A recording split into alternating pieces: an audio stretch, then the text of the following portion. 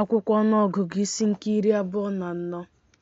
Ma mgbe Belam hụrụ na ọ dị mma n'anya Jehova ịgọzi Izrel, o jeghị, dịka o si eje ugboro ugboro, izute ọgbụgba afa dị iche iche, ma o chere ihu ya n'ọzara. Belam wee welie anya ya abụọ hụ Izrel ka ha na-anọ n'ụlọ ikwu ha dịka ebo niile ha si dị. Mmụọ nke Chineke wee dịkwasị ya, o wee tụọ ilu ya sị, ihe nke si n'ọnụ Belam nwa Beoa pụta bụ ihe nke si n'ọnụ nwoke ahụ pụta, onye anya ya mechiri emechi. Ihe nke si n'ọnụ ya pụta bụ onye na-anụ okwu ọnụ niile nke Chineke, onye na-ahụ ọhụ nke onye ahụ nke pụrụ ime ihe niile mgbe ọ na-ada, ma anya ya abụọ saghere asaghe. Lee ka ụlọ ikwu gị niile si maa nnọọ mma, Jekọb! Lee ka ebe obibi gị niile si maa nnọọ mma, Izrel! Dịka ndagwurugwu dị iche iche ka e setiworo ha, dịka ubi dị iche iche a gbara ogige n'akụkụ osimiri, dịka osisi lignalus nke Jehova kụworo, dịka osisi sida n'akụkụ mmiri. Mmiri na-esi n'ite mmiri ya niile rupụta, mkpụrụ ya ga-adịkwa n'ọtụtụ mmiri. Eze ya ga-adịkwa elu karịa Agag, a ga-ebulikwa alaeze ya. Chineke na-eme ka o si n'Ijipt pụta, ume dịka ume atụrụ ka ọ nwere. Ọ ga-eripịa mba dị iche iche bụ ndị na-akpagbu ya. Ọ bụkwa ọkpụkpụ niile ha ka ọ ga-ekpecha, werekwa akụ ya niile gbarụọ ha ahụ. Ọ makpuru, o dina dịka ọdụm, na dịka nne ọdụm, onye ga-eme ka o bilie? Onye ọbụla nke na-agọzi gị bụ onye a gọziri agọzi. Onye ọbụla nke na-abụ gị ọnụ bụkwa onye a na-abụ ọnụ. Iwe Belak wee dị ọkụ megide Belam, ọ kụọ ya aka ya abụọ. Belak wee sị Belam, ọ bụ ịkọcha ndị iro m ka m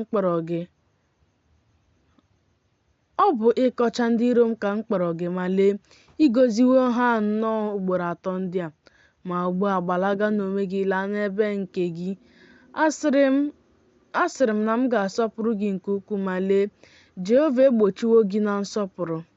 Belam wee sị Belak, ọ bụghịkwa ndị ozi gị bụ ndị zitere m ka m gwara okwu sị, ọ bụrụ na Belak enye m ojuju ụlọ ya nke ọlaọcha na ọlaedo, apụghị m ịgabiga okwu ọnụ Jehova, ime ezi ihe maọbụ ihe ọjọọ site n'obi nke aka m. Ihe nke Jehova ga-ekwu, nke ahụ ka m ga-ekwu. Ma ugbu a lee, ana m alakwuru ndị m. Bịa, m ga-adụ gị ọdụ ihe ndị nke a ga-eme ndị gị na mgbe ikpeazụ nke ụbọchị ndị a. O wee tụọ ilu ya sị, ihe nke si n'ọnụ Belam nwa Beoa pụta bụ ihe nke si n'ọnụ nwoke ahụ pụta, onye anya ya mechiri emechi. Ihe nke si n'ọnụ ya pụta bụ onye na-anụ okwu ọnụ niile nke Chineke, onye na-amakwa ihe ọmụma nke Onye kachasị ihe niile elu. Ọhụ nke onye ahụ nke pụrụ ime ihe niile ka ọ na-ahụ mgbe ọ na-ada, ma anya ya abụọ saghere asaghe. Ana m ahụ ya, ma ọ bụghị ugbu a. Ana m ekiri ya, ma ọ bụghị na nso. Otu kpakpando ga-esi na Jekọb zolie ije, mkpanaka eze ga-esikwa n'Izrel bilie, wee makpuo akụkụ niile nke Moab, gụdakwa ụmụ ọkpụkpọ ụzụ niile. Edọm ga-abụkwa ihe nnweta, Sia ga-abụkwa ihe nnweta, bụ ndị iro ya. Izrel na-emekwa ihe dị mkpa. Otu onye ga-esikwa na Jekọb zọda mba niile. Ọ ga-emekwa ka ndị fọdụrụ si n'obodo lapụ n'iyi. O wee hụ Amalek wee tụọ ilu ya sị, mba mbụ nke mba niile ka Amalek bụ, ma ikpeazụ ya ga-abịaru ịla n'iyi. O wee hụ ndị Kenite wee tụọ ilu sị, ebe nke na-adịgide adịgide ka ebe obibi gị dị, etinyekwara akwụ gị na nkume dị elu. Ma otu ọ dị, Ken ga-abụ ihe irechapụ ọkụ. Ruo ole mgbe? Asiria ga-adọta gị n'agha. O wee tụọ ilu ya sị, ewu, onye ga-adị ndụ site na mgbe Chineke na-edo ya. Ma ugboro ụfọdụ ga-esi n'akụkụ Kitim bịa. Ha ga-ewedakwa Asiria n'ala, wedakwa ịba n'ala. Ọzọkwa, ya onwe ya ga-abịaru ịla n'iyi.